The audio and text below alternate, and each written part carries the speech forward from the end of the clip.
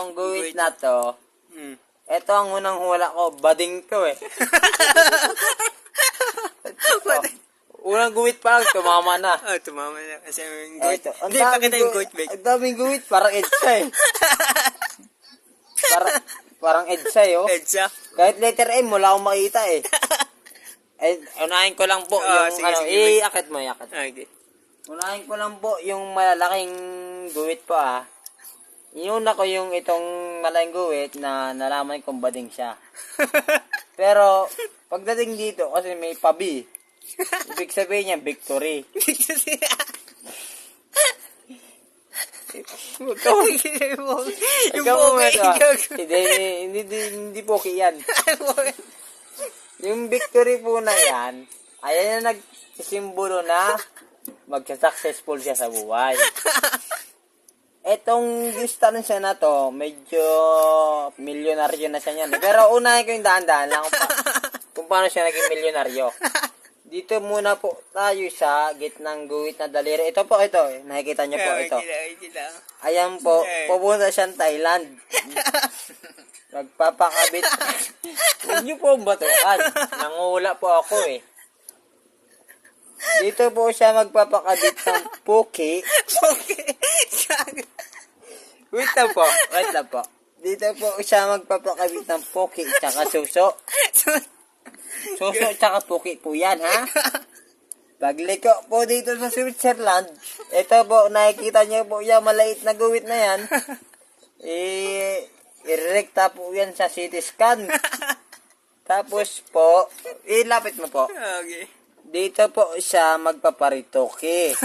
Pagliko niya po dito po siya medyo China bank po eh. Ngayon po, ito na po ang sexy na po siya niyan. Sexy na po. Ito po ang bilang ng mga guhit na po ito. Kung nakikita niyo po ilapit niyo po. Ilapit niyo. Yan po, ito po mga guhit na yan po medyo bilang niya po ng lalaki yan. Kasi medyo meron na siyang pugi tsaka suso po. Ito po, ilapit niyo po, ilapit niyo. Yan po ito, duduro ko po. Yeah, 1, 2, ang dami, hindi mabilang po eh. Ngayon, dito na po magsisimula ang kanyang tagumpay. Paglipat niya po, ito po yung guhit na to po. Medyo maguhit po. Pati ito po. Ito na po ang panahon. Ito na po, yayaman po siya. Makakilala ka po siya ng isang pagguhit na po na ito. Kaya nga po, dalawang guhit po yan. Ayan po, ilapit niyo po. And ito pong guhit na to, straight po. May dalawang guhit po. Wag ka po kayong tatawa po. Meron pong dalawang guhit. Ngayon po, dalawang guhit na yan, may kita nyo po, may isang, ito po, pagguhit na po ito, pagguhit. Tutok nyo po, tutok nyo. Tutok nyo po, may guhit na pa ganyan po. Ayan po, kaya po may gitna, mamimili po siya ng, mapangasawa niya po, mapangasawa niya. Hindi, huwag niyo po kayong tumawa. Mapangasawa niya po, yan. Ito, mayaman po ito, na nagpanggap ng mahirap. Ito, mayaman na mayabang. Wala namang narating sa buhay. Ito po, dalawa po, diba? Pa-cross yan.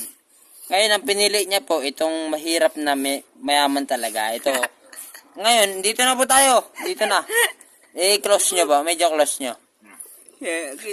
Ito po, ang mahabang ito po. Ayan, dyan na ang simula ng kanyang buhay na panibago.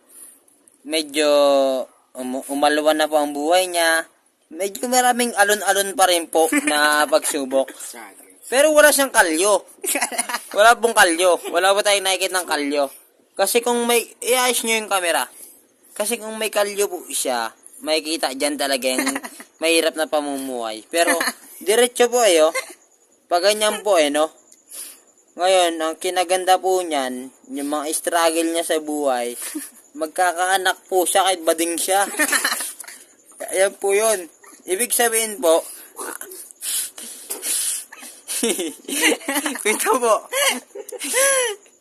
Ibig sabihin po, magkakaanak po siya. Dalawa. Ay no, dalawang guhit yan na pa-exo. Ibig sabihin po, muntik na maging 3. Yung isa naging mongolid kaya namatay. Yung dalawa po, okay na okay. inadapt niya po kasi tapos napunta po tayo, itutok niya po sa singsing. Yan, naging married po siya. Yan po. Pero ang dating ng panahon, itutok niya po sa koko. Wait lang, ito po. Ko. Yung koko. Ko. Kaya medyo yan merong, wait lang, i-focus nyo, i-focus. Medyo may dumi. Yan po ang kayamanan. May dumi ba? Meron dumi.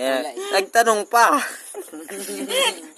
Ayan po ang ginto. Ayan o. Dito. Diyan po nagtatapos. Nangula po kasi talaga ako. After many years, itutok nyo po sa mga nanulaan natin. Putang ng gwapahon. Dito, dito. Okay.